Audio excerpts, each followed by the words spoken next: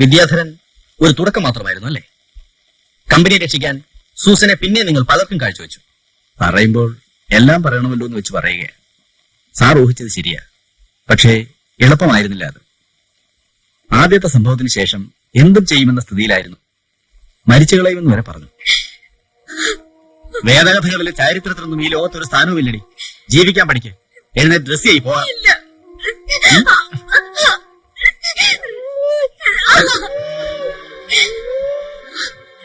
നോക്ക്, ചാർലി കൊലപാതകം ഒഴിച്ചു ബാക്കി എല്ലാം ചെയ്തിട്ടുണ്ട്. അതിനും തീരെ മടിയില്ലാത്തവനാ.